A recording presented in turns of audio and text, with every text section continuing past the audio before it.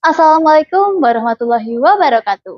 Halo teman-teman, perkenalkan saya Irdina Batrisya Zahira dari MTSN 1 Kota Blitar. Nah, pada kesempatan kali ini saya akan melakukan sebuah praktikum tentang percobaan larutan asam dan basa. Nah, adapun dari praktikum ini ada beberapa tujuan. Tujuan yang pertama adalah untuk mengetahui sifat dari larutan asam, basa, netral pada suatu larutan. Kemudian yang kedua adalah untuk mengetahui pH dari larutan asam, basa, dan juga netral. Kemudian yang terakhir adalah untuk mengetahui cara kerja dari indikator asam basa dalam mengidentifikasi suatu larutan. Nah, pada praktikum ini kita ada dua percobaan teman-teman. Yang pertama adalah percobaan menggunakan kertas lakmus merah dan biru. Kemudian yang kedua adalah percobaan menggunakan kertas indikator universal. Nah, adapun alat dan bahan yang kita butuhkan adalah 6 buah gelas kimia, 6 buah pipet tetes, dan 1 buah plat tetes. Adapun bahan-bahan yang dibutuhkan adalah 20 ml air, 20 ml antasida, 20 ml air jeruk, 20 ml air sabun, 20 ml air cuka, dan yang terakhir adalah 20 ml air garam. Kemudian ada 6 buah kertas lakmus biru, 6 buah kertas lakmus merah, dan 6 buah kertas indikator universal. Nah, yang pertama adalah kita akan melakukan percobaan menggunakan kertas lakmus biru dan merah. Nah, saya akan mengambil kertas lakmus merah dan kertas lakmus biru yang akan kita celupkan ke dalam larutan air. Nah, tapi sebelum itu kita akan mengambil masing-masing 3 tetes dari setiap larutan. Yang pertama adalah air. Yang kedua adalah antasida.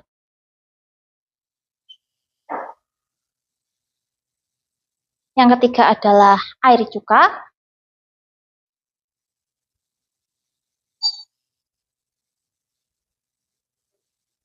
Yang keempat adalah air garam.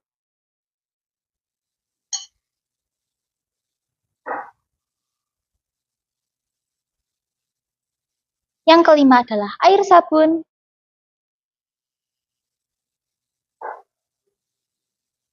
Dan yang terakhir adalah air jeruk.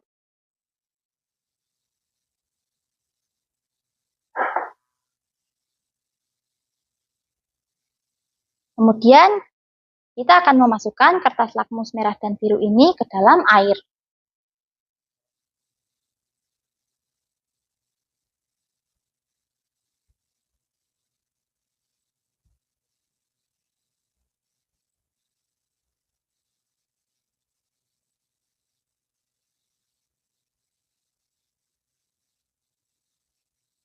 Nah, teman-teman, di sini kita bisa melihat kalau lakmus birunya berubah menjadi warna biru dan kertas lakmus merahnya berubah menjadi warna merah.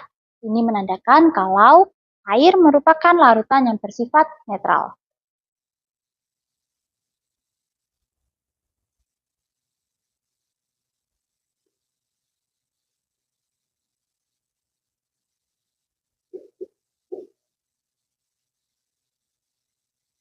Kemudian yang kedua, kita akan memasukkan kertas lakmus biru dan merahnya ke dalam larutan air cuka.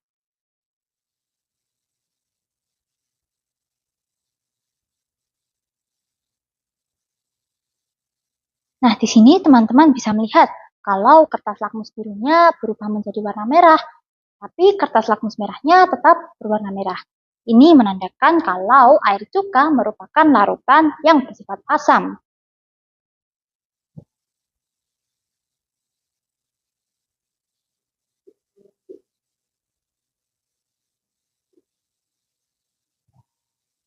Nah, kemudian yang ketiga, kita akan memasukkan kertas lakmus biru dan kertas lakmus merahnya ke dalam larutan air jeruk.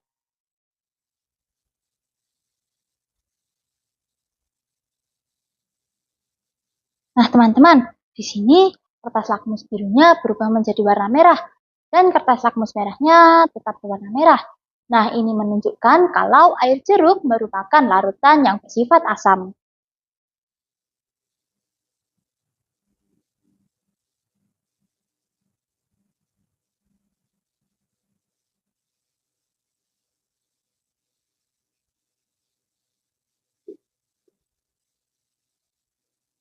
Nah, kemudian yang keempat, kita akan memasukkan lakmus biru dan merahnya ke dalam air sabun.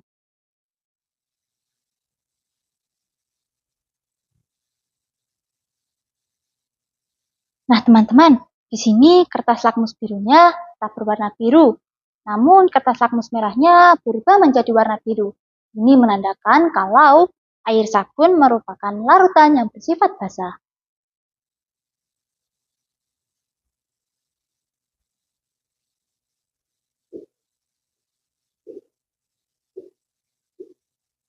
Kemudian yang kelima, kita akan memasukkannya ke dalam antasida.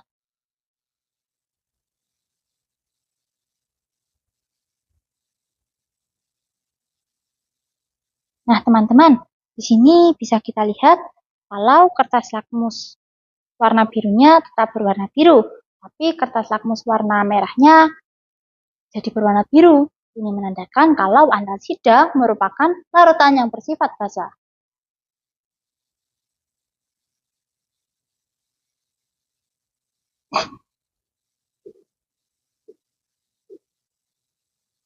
Nah, yang terakhir kita akan memasukkannya ke dalam air garam.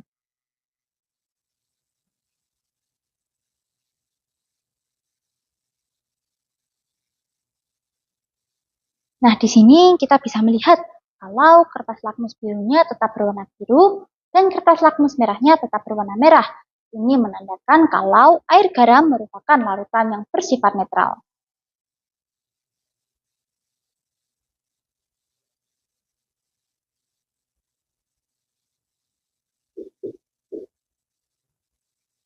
Nah, percobaan pertama sudah selesai nih teman-teman. Sekarang kita bergeser ke percobaan kedua yuk, yaitu menggunakan kertas indikator universal untuk mengetahui pH suatu larutan.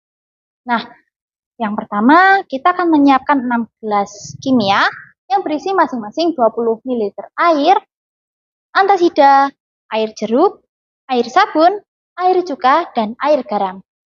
Yang pertama, kita akan memasukkan kertas indikatornya ke dalam air.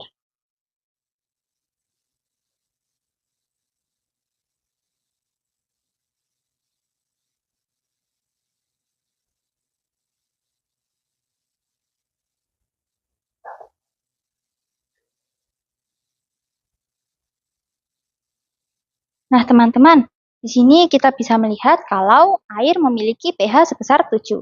Ini menandakan kalau air memiliki sifat netral.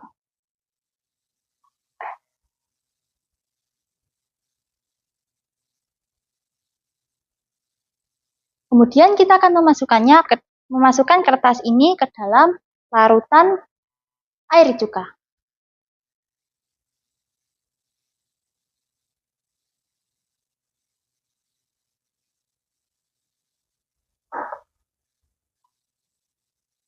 Wah, teman-teman, larutan cuka ternyata memiliki pH sebesar 2. Ini menandakan kalau air cuka merupakan larutan yang bersifat asam.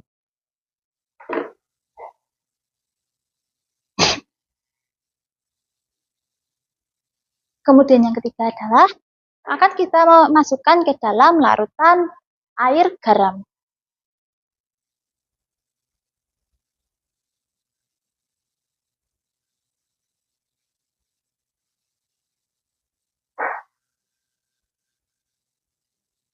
Wah, teman-teman, ternyata air garam memiliki pH yang sama seperti air, yaitu sebesar 7. Ini menandakan kalau air garam memiliki sifat netral.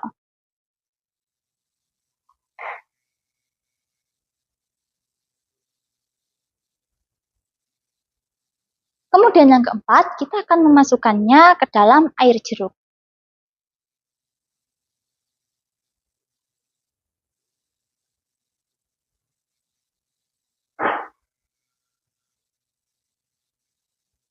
Wah, teman-teman, air jeruk memiliki pH sebesar 1 sampai 2 nih. Ini artinya air jeruk merupakan larutan yang bersifat asam.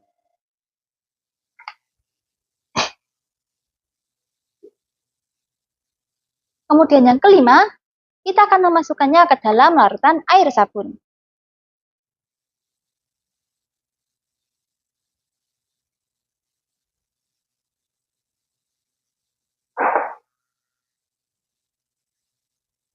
Wah teman-teman, ternyata sabun memiliki pH sebesar 8 nih.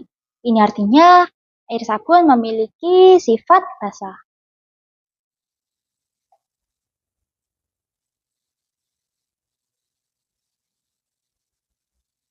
Kemudian yang terakhir kita akan memasukkan kertas ini ke dalam antasida.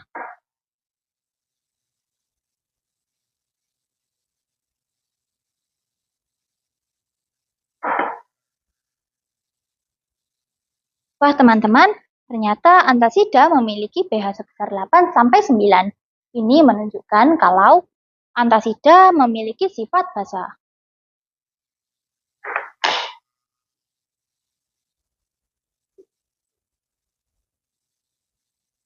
Nah teman-teman, selesai sudah nih percobaan yang kita lakukan untuk mengidentifikasi sifat dari larutan yang telah kita siapkan tadi.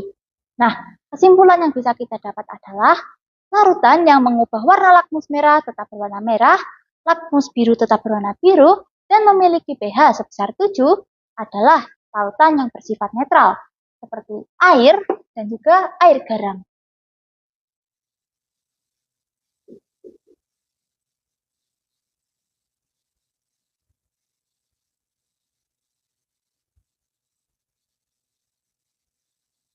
Nah, kemudian kesimpulan kedua adalah larutan yang bisa mengubah warna lakmus biru menjadi warna merah, namun lakmus merahnya tetap berwarna merah, serta pH di bawah 7, maka memiliki sifat yang asam, seperti air cuka dan juga air jeruk.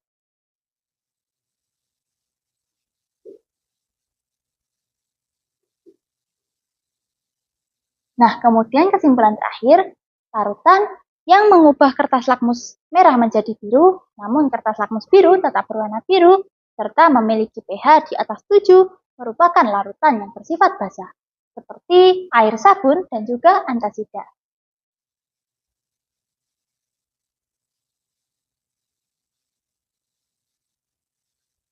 Nah, teman-teman, apa sih manfaat kita belajar tentang larutan asam dan basa ini? Nah, kita jadi tahu apa saja larutan yang bersifat asam, basa, maupun netral yang ada di sekitar kita. Kita pun bisa memanfaatkan larutan-larutan itu setiap hari. Nah, contoh larutan asam seperti air cuka dan air jeruk biasanya digunakan sebagai pengawet makanan dan pemberi cita rasa pada makanan. Kemudian larutan basa seperti sabun ini mampu mengangkat kotoran dan membersihkan noda yang ada di dalam baju. Nah, teman-teman, demikianlah praktikum yang telah kita lakukan. Semoga memberi banyak manfaat bagi kita semua. Terima kasih banyak. Akhirul kalam. Wassalamualaikum warahmatullahi wabarakatuh.